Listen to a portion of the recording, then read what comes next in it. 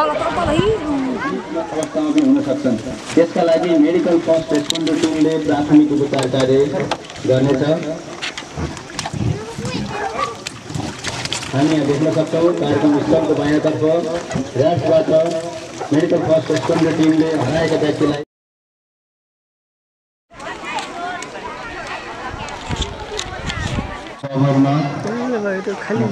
ध्यान आकर्षण गराउन चाहन्छु।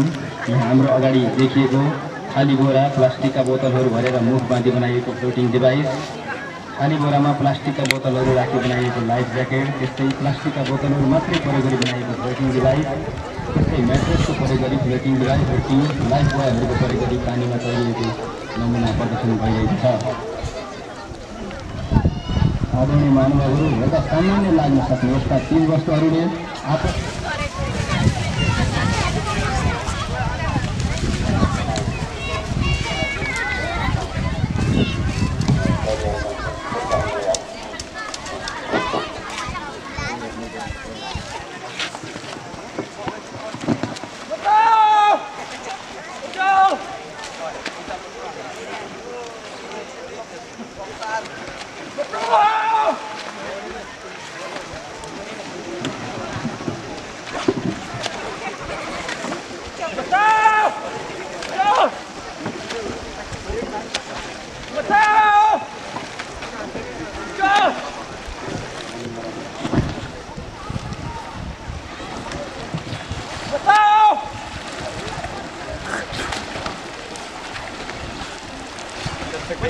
उपस्थित महानुभावहरू, यस डेमोन्स्ट्रेसन स्थलमा हामीले देख्न सक्छौँ दुईजना व्यक्तिहरू पानीले बगाएर ल्याइरहेका छन् र यसै गरी र्याफ्टमा सशस्त्र प्रहरी बलको तालिम प्राप्त उद्धार टोली विभिन्न विधिहरूको प्रयोग गर्दै ती व्यक्तिहरू बचाउने प्रयास गरिरहेका छन्।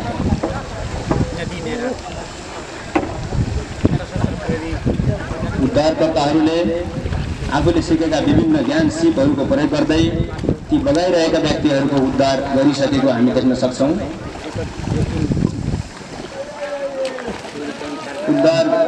उद्धारकर्ताहरूले ती व्यक्तिहरूलाई र्याफ्टमा चढाइसकेपछि राप्ती नदी किनारमा रहेको मेडिकल फर्स्ट रेस्पोन्डर टिमको नजिकमा ल्याउनेछन्।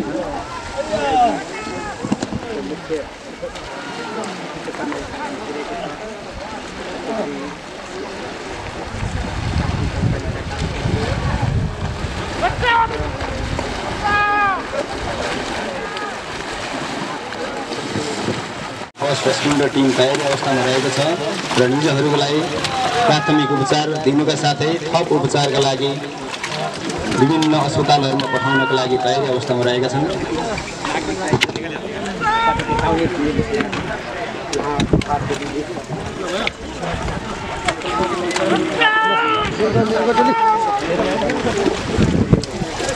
सम्पूर्ण महानुभावहरूमा म पुनः ध्यान आकर्षण गराउन चाहन्छु।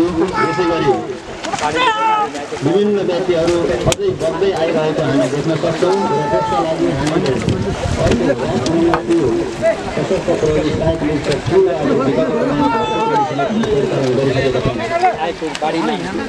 उक्त पिँढीले समेत विभिन्न विधिहरूको प्रयोग गर्दै लाइफ प्रोग्राम विभिन्न आफूले सिकेका ज्ञान सिप र कलाहरूको प्रदर्शन गर्दै ती व्यक्तिहरूलाई उद्धार कार्य गरिरहेका छन्।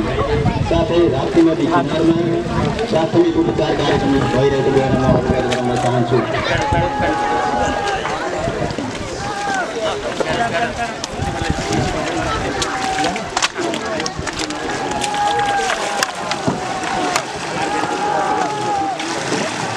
यस कार्यक्रम स्थलको अगाडि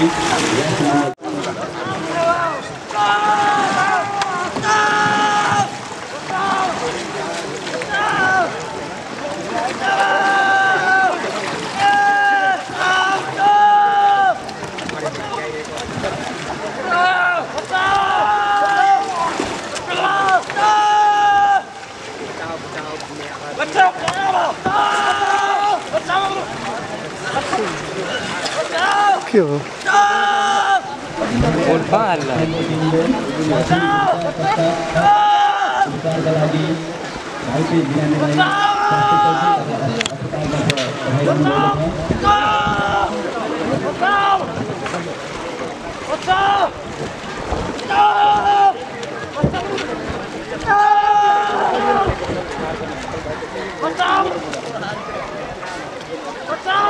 नगरमा म पुनः ध्यान आकर्षण गर्न चाहन्छु। पानीमा बगिरहेका व्यक्तिहरू घटनास्थलबाट केही तल नदी वारपार हुने गरी हामीले स्टाटिक रोप लगाएका छौँ, जसले ती व्यक्तिहरूलाई त्यो रोप समातेर बाँच्न सफल हुनेछन्। साथै हामीले थप मद्दत समेत पठाएर तिनीहरूको उद्धार गर्न सकिनेछ। लाइफ लाइन समातेर अल्झिएर रहेका व्यक्तिहरूको उद्धारको लागि हामीले मोटार बोट तयार गरेका छौँ र मोटार बोट सशस्त्र प्रहरी निरीक्षक विशाल पाण्डे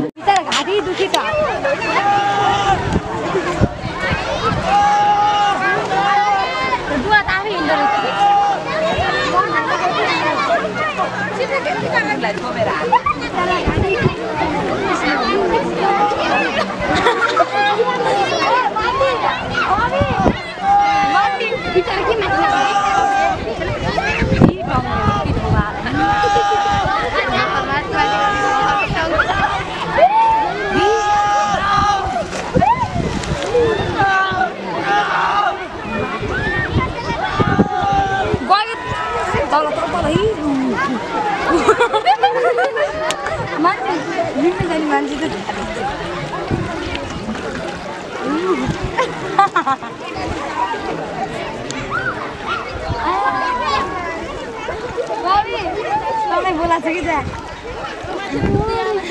कि माया लाग्दो रहेछ।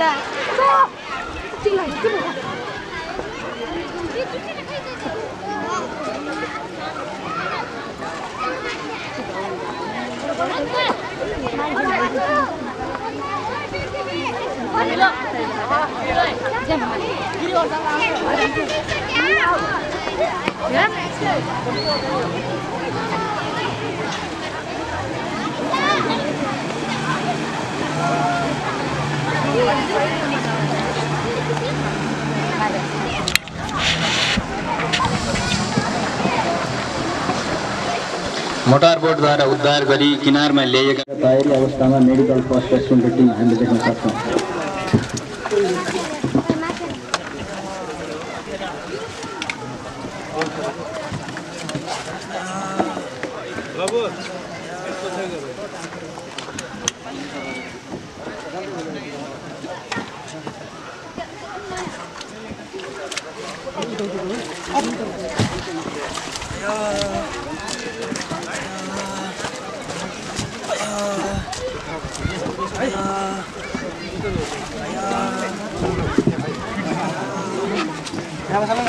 मोटार बोटबाट उद्धार गरी ल्याएका घाइतेहरूका लागि मेडिकल फर्स्ट रेस्पोन्डर टिमले प्राथमिक उपचार दिइरहेका छन्।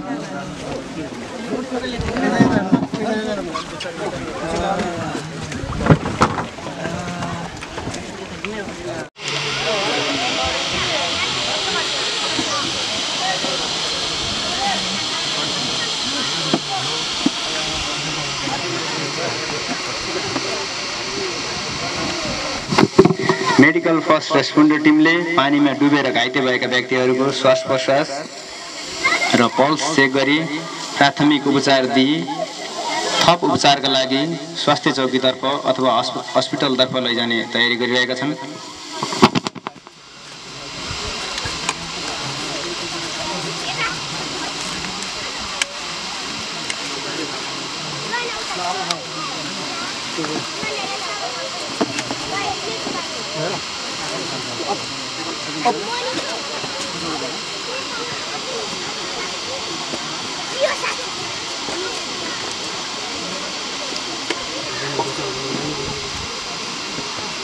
हेलो हेलो सर, हेलो बोल्न सक्नुहुन्छ? हेलो के बारेमा कहाँ पुग्नुहुन्छ हजुर?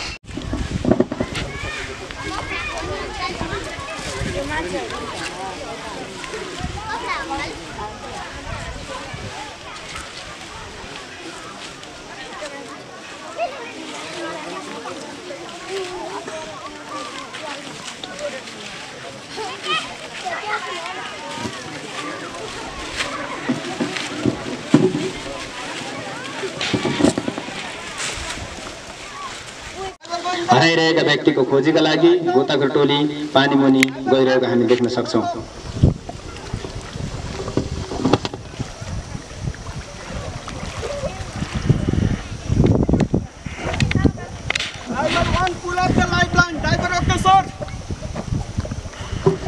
गोताखोर टोली एक आपसमा संसारको मिलाप गर्दैछन् डोरीको माध्यमद्वारा र पानीमुनि गएका गोताखोरले हराइरहेका व्यक्तिको खोजी गरिरहेका छन्।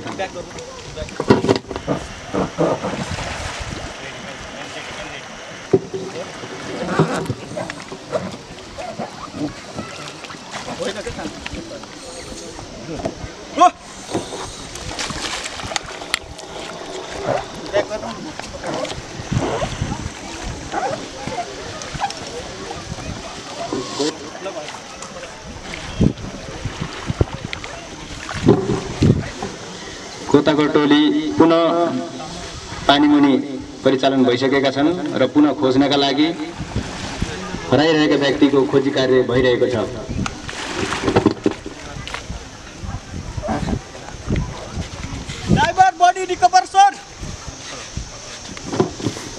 गोताखोर टोलीले पानीमुनि हराइरहेका व्यक्तिको खोजी भइसकेको र पानीमुनि हराएका व्यक्ति पहिचान भइसकेको जानकारी गराएका छन्।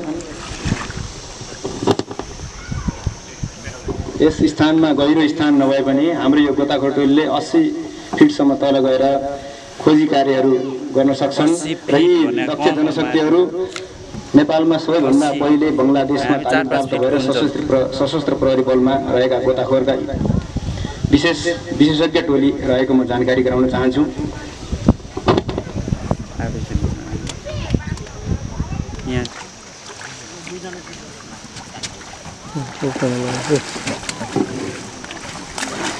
उपस्थित महानुभावहरू यहाँ देख्न सक्नुहुन्छ पानीमुनि हराइरहेका व्यक्तिको खोजी भएको छ र गोताखोर टोलीले पानीमुनि हराएका व्यक्तिको खोजी गरिसकेका छन् र र्याफ्टमा उक्त घाइतेलाई र्याफ्टमा चढाइसकिएको छ। यसैगरी पानीमुनि हराएका व्यक्तिको खोजीका लागि विशेष तालिम प्राप्त गोताखोर टोलीको परिचालन भएको म अवगत गराउन चाहन्छु।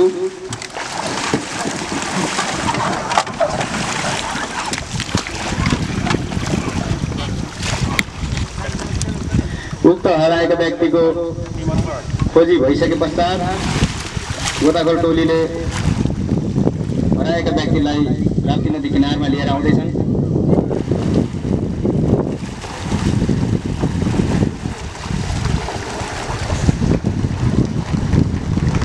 र जीवित अवस्थामा पनि हुन सक्छन्।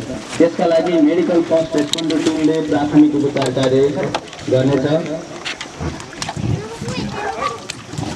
हामी यहाँ देख्न सक्छौँ कार्यक्रम स्थलको बायाँतर्फ र्याफ्टबाट मेडिकल फर्स्ट रेस्पोन्डर टिमले हराएका व्यक्तिलाई ब्याकबोर्डमा राखी प्राथमिक उपचारका लागि तयारी गरिरहेका छन्।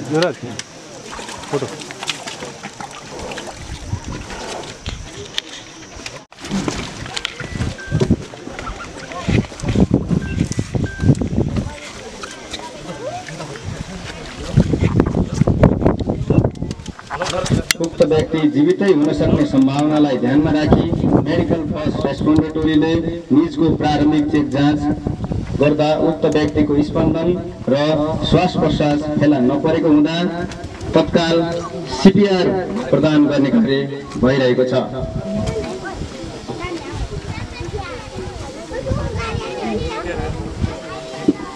यसै क्रममा उक्त व्यक्तिको श्वास प्रश्वास दिने कार्य भइरहेको छ र सीपीआर दिने कार्य भइरहेको छ।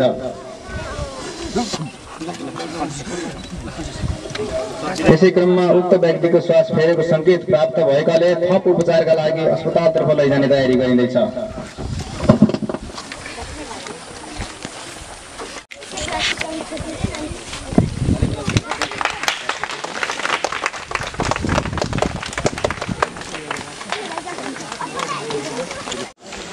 सम्पूर्ण महानुभावहरू म राप्ती नदीमा ध्यानाकर्षण गराउन चाहन्छु। यहाँ एउटा बोट र्याफ्ट उद्धारकर्ताहरू परिचालन भएका छन्। उद्धारकर्ताहरू परिचालन हुने क्रममा र्याफ्ट पल्टिएको छ। हामी यहाँ देख्न सक्छौँ र्याफ्ट पल्टिएको छ। अब यी उद्धारकर्ताहरूले यो र्याफ्टलाई पुनः रिफ्लिप गरी बोटलाई सुल्टो बनाई पुनः उद्धारमा परिचालन हुनेछन्।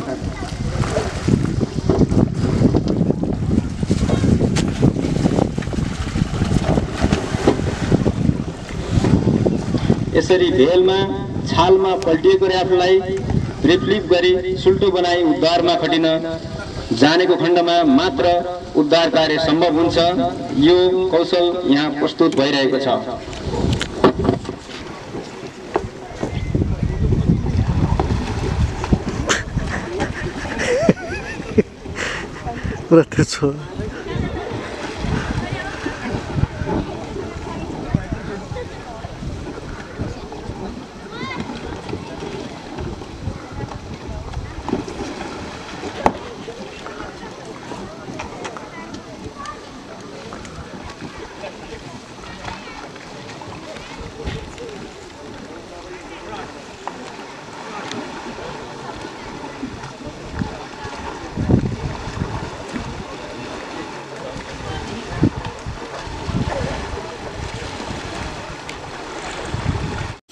उपस्थित अन्य सशस्त्र प्रहरी बलका अधिकृतहरू, नेपाल प्रहरीका अधिकृतज्यू, त्यसै गरी नेपाल राष्ट्रिय भिडियोमा देखेका थियौं सशस्त्र प्रहरी बलले गएर त्यहाँ तत्काल उद्धार गरेको थियो। त्यस्ता थुप्रै घटनाहरू हामीले देशैभरि देख्न सक्छौं। जुन आज यहाँहरूको एउटा कार्यकुशलता, यहाँहरूले लिएको चाहिँ स्किल, यहाँहरूसँग भएको त्यो क्षमतालाई यहाँहरूले व्यवहारमा चाहिँ उतार्दै हुनुहुन्छ र मलाई आशा छ यो क्षेत्र विशेष गरी राप्ती गाउँपालिका पनि यो मनसुनको समयमा राप्ती नदीको बाढीले यो क्षेत्र अत्यन्तै जोखिममा रहेको क्षेत्र पनि हो र त्यसकारण यहाँहरू आज जुन हामी यो कार्यक्रममा उपस्थित भएर यहाँहरूले प्रदर्शन गर्नुभएको विपद व्यवस्थापनको स्किललाई हामी माझ जुन प्रदर्शन गर्नुभएको छ यो अत्यन्तै सराहनीय छ र मलाई लाग्दछ यो टिमले आगामी दिनमा यो राप्ती गाउँपालिकाभित्र विपदबाट जोखिममा रहेका त्यस्ता बस्तीहरूमा हामीले समयमै सूचना पायौं भने यो टिमले चाहिँ यहाँका आम नागरिकलाई त्यो विपदको जोखिमबाट बचाउन सक्नुहुनेछ भन्ने मैले आशा लिएको छु र मैले धेरै कुराकानी गर्नुभन्दा पनि आजको यो कार्यक्रममा विशेष गरी राप्ती गाउँपालिकालाई आमन्त्रित गरेर यहाँहरूसँग भएको त्यो सशस्त्र प्रहरी बलसँग भएको त्यो क्षमता, त्यो वीरतालाई चाहिँ हामी माझ पस्कनको लागि हामीलाई आमन्त्रित गर्नुभएकोमा सशस्त्र प्रहरी बल 5 नम्बर बिन्दवासिनी बाहिनीका बाहिनीपति, कायम मुकायम बाहिनीपति, सहायक कायम मुकायम बाहिनीपति, त्यसै गरी सशस्त्र प्रहरी बल भालुबाङका प्रमुखज्यू लगायत सम्पूर्ण टिमलाई म हृदयदेखि हार्दिक आभार व्यक्त गर्न चाहन्छु र यो कार्यक्रममा उपस्थित भएर यो कार्यक्रमलाई नजिकबाट निहाल्नुहुने सबै अतिथिगणहरू, विभिन्न सङ्घ संस्थाका प्रमुख तथा प्रतिनिधिहरू, त्यसै गरी मिडियाकर्मी साथीहरू र यस राप्ती गाउँपालिकाभित्र रहेका विभिन्न विद्यालयका विद्यार्थी भाइ बहिनीहरू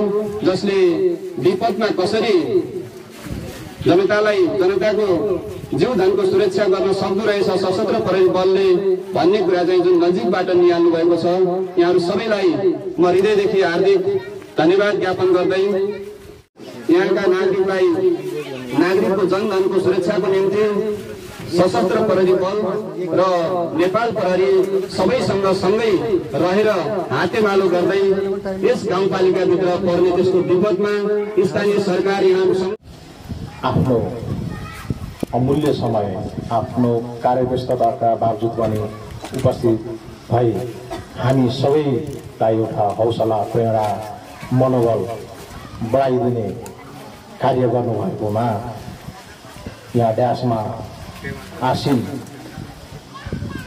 आदरणीय राप्ती गाउँपालिकाका प्रमुख लगायत सम्पूर्ण उपस्थित महानुभावहरूमा हार्दिक आभार, कृतज्ञता तथा धन्यवाद भन्न चाहन्छु।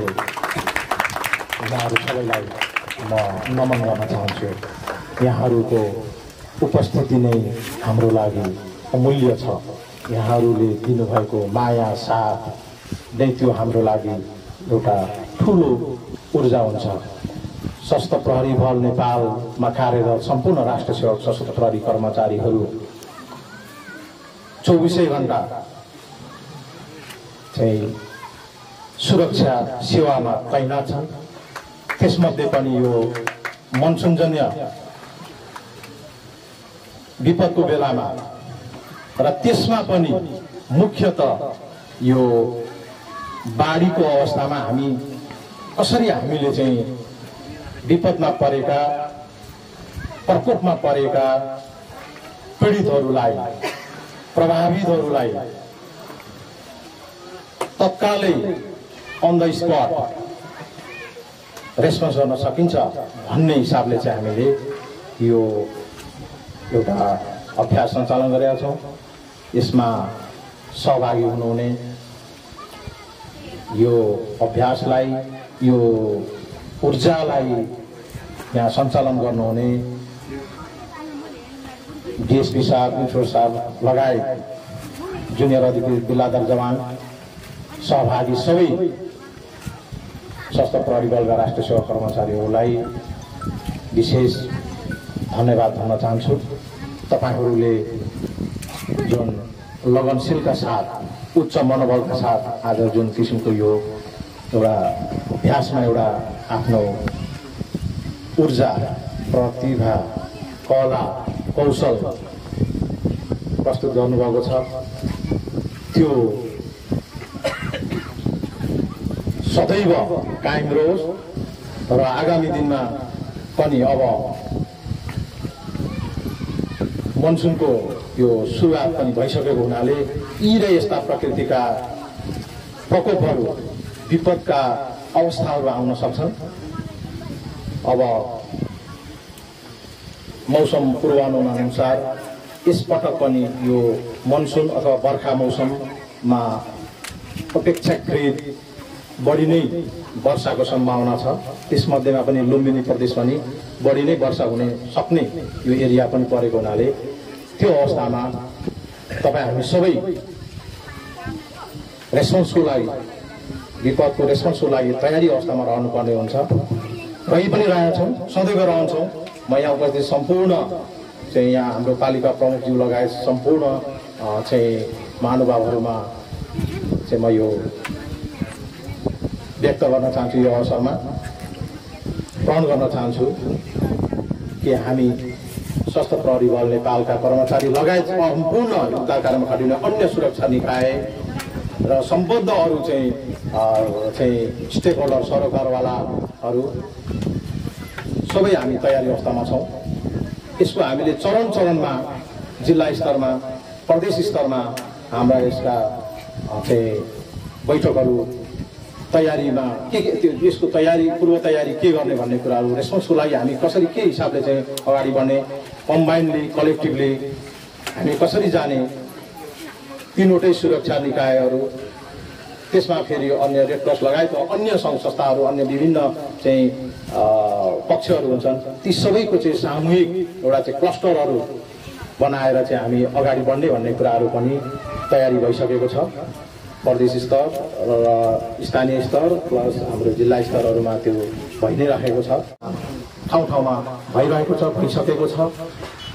र हाम्रो यो चाहिँ हाम्रो बाहिनी ब्रिगेड स्तरको चाहिँ एउटा अभ्यास हो।